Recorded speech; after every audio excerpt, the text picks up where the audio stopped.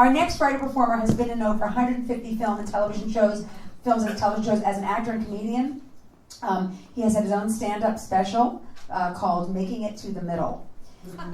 He's appeared on many of your favorite shows, including The Closer, Entourage, Will and Grace, Everybody Hates Chris, It's Always Sunny in Philadelphia, and House. He will next be seen in Holy Land from filmmaker James Franco.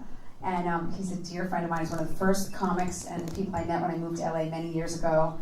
And I've known him a long time. I love him. I'm so glad he's here. Doing this particular show for, I think, the third time. This piece is called The Dating Game. Please welcome the one and only Jason Stuart.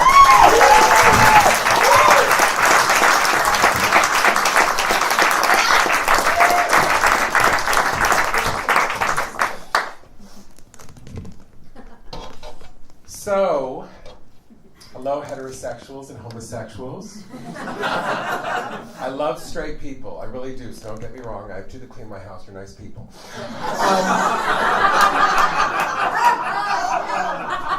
But we're going to have a big vote soon, and I always want to say to the straight people all over the world, not here of course tonight, that it's the year 2013, straight people. If you let us marry each other, we'll stop marrying you.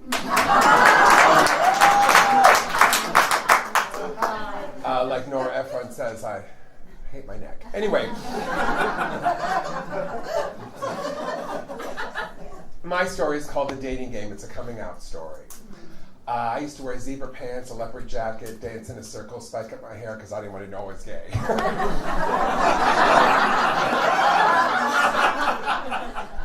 My mom is 76 years old, lives in Palm Springs, wears cha-cha heels, plastics earrings, and a staff-on ponytail. That's my mom. She's the kind of gal that would wear a Wonder Bra and go, I wonder how my tits got up here. On my 24th birthday, she took me to lunch in Beverly Hills and asked me if I'd ever have sex with a man. I said, well, what do you mean? And she said, what do you mean, what do I mean? My mother would often ask me if I was gay, and then I would tell her that, or when I knew I was gay. She keeps asking me this over and over again. And I said, it happens on a Thursday. There's a big meeting at Elton John's house, and last week they picked me. Actually, I knew I wasn't gay in the summer of 1971, coming home on the bus from Westside Jewish Center Camp, listening to Michael Jackson's I'll Be There playing on a transistor radio as I watched all the kids pairing up, boy, girl, boy, girl, boy, girl. And I realized I was not going to be one of them. This started my career in heterosexuality. It became a job for me to find a wife, or at the very least, a girlfriend. My first girlfriend was a gal named Lisa Beanie. I was 16. I was driving in my 1968 Camaro with my friend Bobby Chernovsky. He had really layered hair, which was very important to him.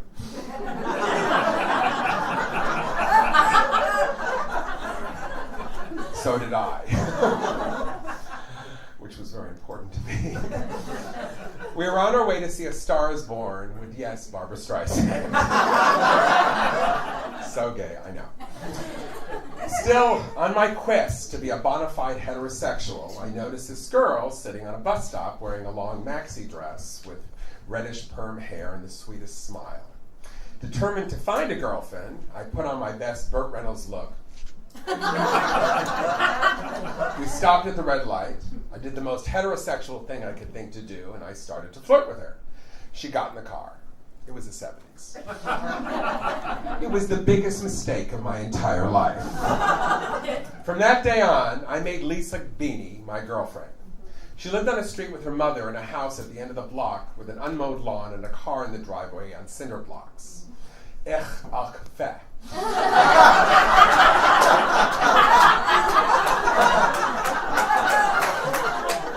Looking inside her house from the doorway, you could see a ton of boxes and old spaghetti splattered on one of the windows. Lisa Beanie's mother was some sort of European with a slight fake English accent. I could never figure out what she was saying, and she never gave me a straight answer. Her mother was really smart, though. She was always taking a class in painting or going to the ballet or recital or lecture or something. I didn't know from this. The only books on my mother's nightstand when I was a kid growing up was Erica Long's Fear of Flying, which she had on the nightstand for, I think, years, and I don't even think she ever finished it. And my dad read the Jewish news. Her mother would always call her, Lisa! Lisa! Tell Jason to come into the house and eat some duck soup. Lisa would say, I don't want him in the house. I don't want him in the house. I can't have him in the house. Lisa was always embarrassed for me to see the condition of her home.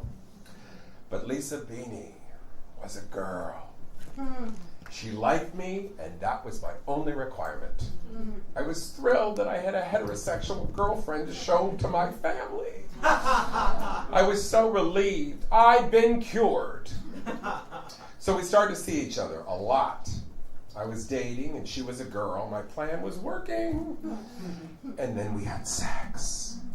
She was the only woman that I was able to have sex with, and for some reason she made me feel like I was a straight man, that I could take care of her. And I think something really terrible happened to her, but I could never figure it out. It was all convoluted and sad, and she never wanted to talk about it. I'm sure it's because it involved why all the spaghetti was on the window, but and she never cleaned it up.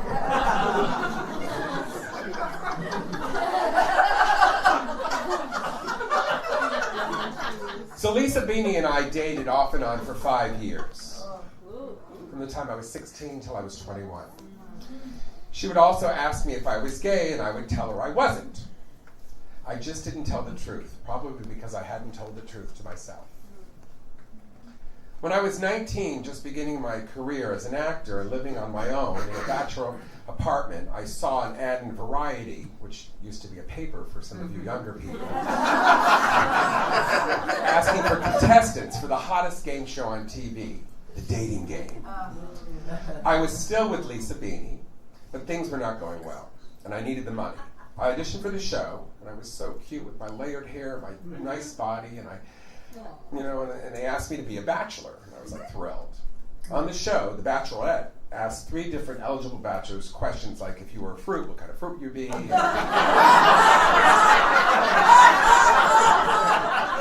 then the guy would answer, a banana, trying their best to impress. I answered with my pre-prepared jokes that had nothing to do with the questions because I was so insecure and scared. But the audience laughed, and the Bachelorette laughed, and I was so bizarre and so completely insane that I won. I won the date. The Bachelorette who picked me was also an actress who also needed to make some cash, and she had a boyfriend who didn't want her to go on a date with a crazy person like me. Surprise, surprise. So I had an extra ticket to 5 fun-filled, jam-packed days in Mexico City. This was the perfect opportunity to save my dying heterosexual relationship with, yes, Lisa Beanie. I asked her if she would go on my dating game date. Second biggest mistake of my entire life. So I went on this sort of crazy, insane trip to Mexico City with my actual supposed girlfriend. The show gave you 2 hotel rooms because in those days you couldn't sleep in the same hotel room on a first date, supposedly. I insisted that Lisa Beanie sleep with me because I was supposed to be practicing straight sex. But unfortunately, she wouldn't have sex with me on the whole trip. Spending much of the trip, in a different country, it finally dawned on me that I was not in love with Lisa Beanie. And I broke her heart. And on the last day, Lisa Beanie arranged a tour of this beautiful Mexican museum. And we looked all around, and I noticed among the paintings that there were these 2 handsome Latin boys. One of them looked like Isa Morales in La Bamba. He was breathtaking. When he glanced at me, my heart missed a beat. He looked like an angel being sent right to me. I still remember this beautiful Mexican man as if it were yesterday. This rush of feeling washed over me when he stood next to me. He was intoxicating and just felt so right. The attraction was so strong, even now I get goosebumps thinking about it. I never had that feeling before. And it felt so pure and so simple and so right. I don't remember his name. and I don't remember anything he said. But I do remember he was exactly what I wanted. The tour guide suggested that we all meet later at a gay disco because we should be open to new experiences. Wink, wink. Guess he knew something I didn't. I had to go, even though Lisa Beanie was so angry she wanted to rip off my head. But she joined us. She was probably figuring she'd catch me doing something gay and she'd prove once and for all that she was right all along. So at the disco, we waited for hours, but my beautiful fantasy man never showed up. I danced my last dance with Lisa Beanie for the last time. That night in Mexico City, in a country where I did not speak the language, I knew I was a gay man. And I had to tell my mother. We got back in the good old USA, and I dropped Lisa Beanie off at her house in my 1968 Camaro, the same one I picked her up at the bus stop 5 years before. I didn't see Lisa again for 15 years. Then I ran into her at the soup plantation in West Hollywood.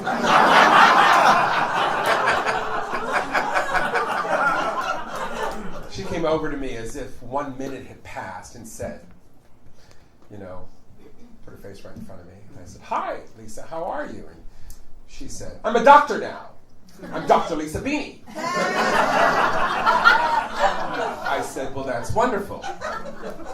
She replied to me as if we had broken up yesterday.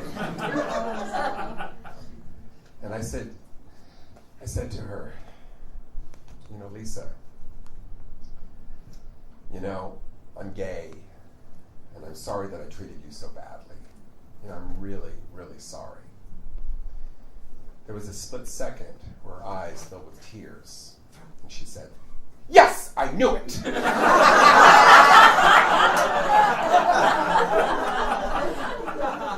I could see that she was still hurt. She'd gotten a little chubby, and for some reason, whenever somebody gains weight, it makes me smile just a little.